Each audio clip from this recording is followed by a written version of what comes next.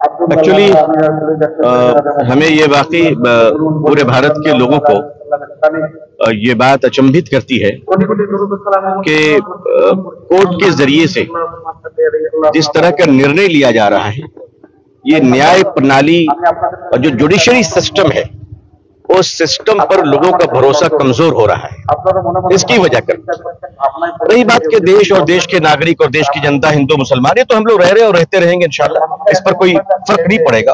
लेकिन जिस तरह से मस्जिदों पर प्रहार किया जा रहा है और वो भी माननीय न्यायालय के जरिए, अदालत के जरिए, और कहीं कहीं तो देखा जा रहा है कि फैसला देके इमीडिएटली रिटायर हो गए और कोई साहब गवर्नर बन गए और कोई साहब राज्यसभा में चले गए। तो देश की जनता और देश की जो जनरेशन है वो इससे क्या सीख रही है, शायद मुझे लगता है कि ये एक बहुत ही निगेटिव मैसेज जा रहा है कि हमारे आने वाली जो पीढ़ी है, लॉ के जो स्टूडेंट्स होंगे, वो जब इनकी समीक्षा करेंगे और इसको पढ़ेंगे तो उन्हें वो भी अचंभित हो जाएंगे कि दुनिया का सबसे बड़ा लोकतंत्र देश और उसकी न्याय प्रणाली ने किस तरह से काम किया। आपको मालूम होगा 2 दिन पहले, 1 दिन पहले बंगाल के मालदा जिला में बहुत 700 साल पुराना है। मैंने इस तरह की बातें सुनी हैं और ये अभी उठाए जा रहे हैं, ये निकाले जा रहे हैं। मैं समझता हूं कि चुनाव तो आते जाते रहेंगे और देश की जनता जिनको चुनेगी वो सरकार बनाएंगे। हमें किसी पार्टी से और किसी व्यक्ति से कोई मतलब नहीं है, लेकिन देश में शांति रहनी चाहिए और शांति को रखने के लिए इस तरह के विषय को उठाना ये बहुत दुर्भाग्यपूर्ण होगा हमारे लिए भी और हमारे मुल्क के लिए भी। तो देश का मुसलमान शायद ये समझ रहा है कि हमें अदालत में अब इंसाफ मिलेगा कि नहीं मिलेगा। 2024 इलेक्शन जो आ रहे हैं, देशवासी को क्या मैसेज देना चाहिए? मैं देशवासी को मैसेज दूंगा कि लोकतंत्र का महापर्व होता है और चुनाव में बिल्कुल हिस्सा लेना है, जो अच्छे लगे उनको देना है, बिल्कुल देना है। और मुसलमानों से भी यही कहूंगा कि आप देश के लिए वोट करें, देश के लिए वोट करें, जो देश के लिए अच्छा है वो हमारे लिए अच्छा है।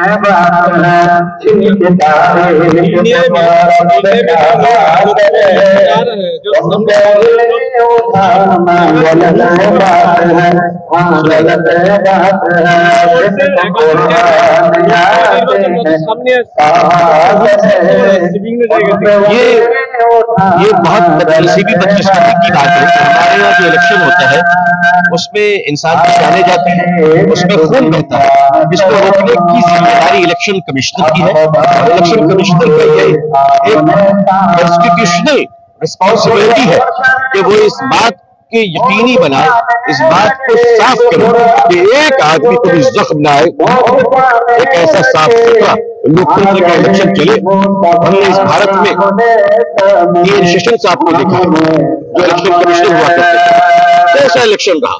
तो इलेक्शन कमिश्नर के पास ऑनरेबल इलेक्शन कमिश्नर साहब के पास बहुत पावर होते हैं। उस पावर का यूज करते हुए शांति रखें और शांति के साथ इस बात को यकीनी बनाए कि इलेक्शन होंगे, आदमी की हत्या नहीं।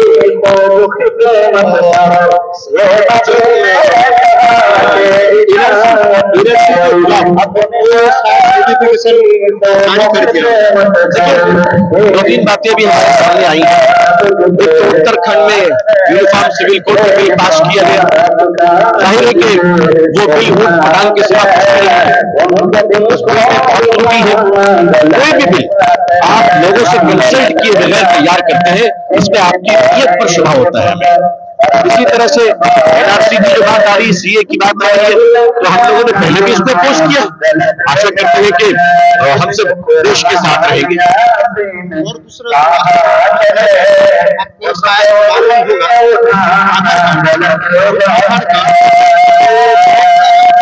डीएक्टिव कर दिया जा रहा है और लेटर भेज दिया जा रहा है, जिसको हो रहा है ऐसे। मैंने इस तरह की बातें एनआरसी से जुड़ा जा रहा है। मैंने इस तरह की बातें सुनी है, लेकिन सरकार की तरफ से ऐसी कोई बात अभी तक स्पष्टीकरण सामने नहीं आया है, तो इसकी वजह से इस पर कोई टिप्पणी करना मुनासिब नहीं है।